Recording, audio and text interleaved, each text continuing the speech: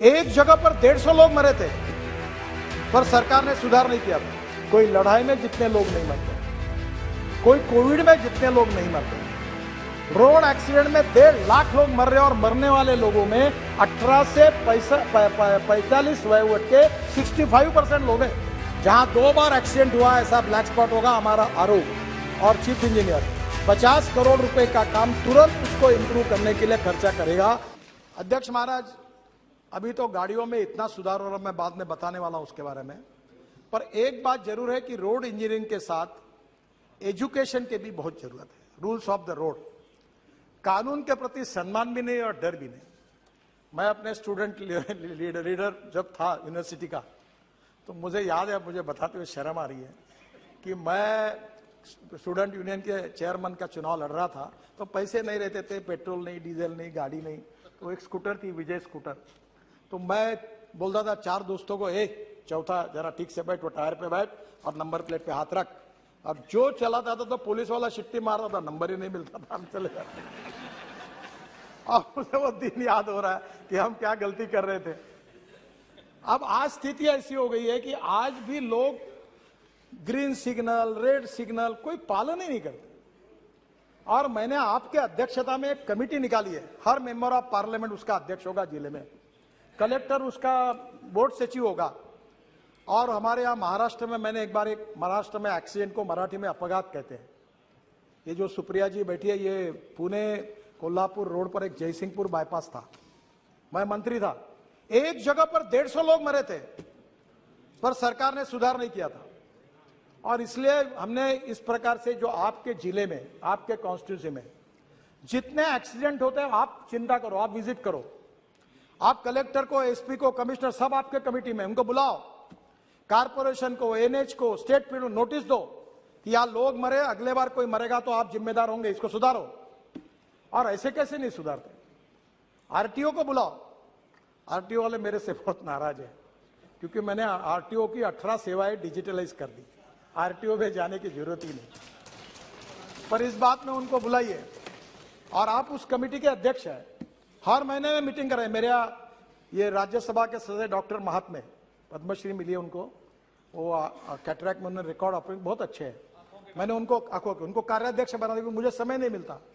आपको बताता हूं, इतनी मीटिंग होती है हर महीने में, और इतने स्पॉट किए, और हर जगह वो कार्रवाई कर रहे हैं।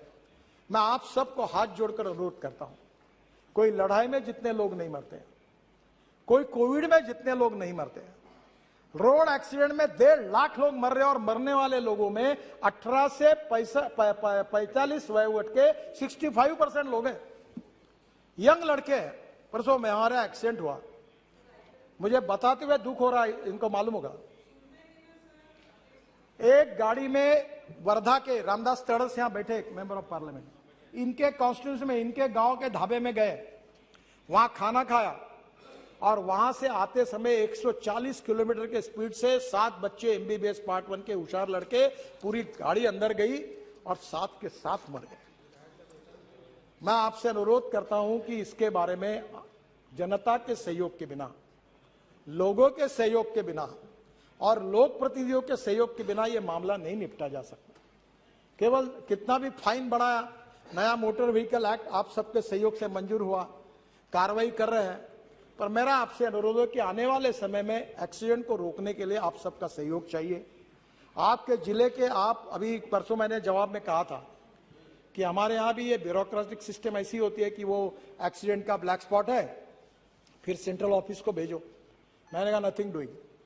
जहां 2 बार एक्सीडेंट हुआ ऐसा ब्लैक स्पॉट होगा हमारा आरोप और चीफ इंजीनियर 50 करोड़ रुपए का काम तुरंत उसको इंप्रूव करने के लिए खर्चा करेगा और तुरंत उसको छोड़ेगा। ऐसा नहीं तो लोग मरते रहे, हम देखते रहे, ऐसा नहीं होना चाहिए। मेरा आपसे अनुरोध है कि ये एक बहुत बड़ा प्रश्न है रोड सेफ्टी का। देखिए, क्या बताएं, अच्छा बताओ या नहीं बताऊं, मुझे संकोच होता है। हाँ, तेलंगाना यस सही है। और आपके कॉन्स्टिट्यूंसी का जो रोड है विजयवाड़ा का, परसों ही मैंने मीटिंग कराई थी, विजयवाड़ा से हैदराबाद, ये रोड में भी यही, सब जगह पर ये हो रहा है। आंध्र, तेलंगाना, कर्नाटका, तमिलनाडु केवल एक सरकार है कि जिसने वर्ल्ड बैंक के सहयोग से 50% एक्सीडेंट और 50% डेथ कम किए हैं। और परसों मेरे पास वर्ल्ड बैंक के वाइस प्रेसिडेंट आए थे, इंडिया हमारे आशिया हेड जुएत करके वो भी आए थे, और मैंने उनको कहा कि इसके लिए आप तमिलनाडु मॉडल को पूरे देश में उसको इंप्लीमेंट करो। और मुझे आज बताते हुए खुशी हो रही है कि हम 14,000 करोड़ रुपए, इसमें से वर्ल्ड बैंक और एडीबी 50% भारत सरकार, ऐसी योजना का शुभारंभ तुरंत करने जा रहे हैं, और जिससे राज्य सरकार में भी, सिटी रोड में भी जहां जहां ऐसे ब्लैक स्पॉट होंगे उसको इंप्रूवमेंट करने के लिए हम पैसा देने वाले हैं, ताकि इससे एक्सीडेंट में लोगों की जो मृत्यु हो रही है उसको कम किया जाए।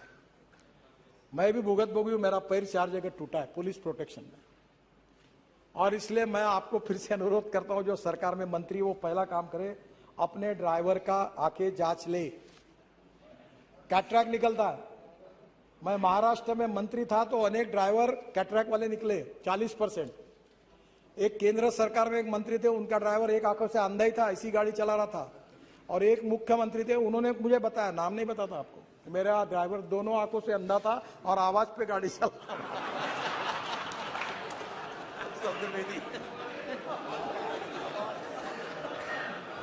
अब मैं आपसे अनुरोध करता हूं, आप जितने लोग हैं सर, पहले अपने गाड़ी के ड्राइवर का आंखों की जांच अच्छे डॉक्टर से कराइए। पीने वाला नहीं चाहिए, पीने वाला तो बिल्कुल नहीं चाहिए।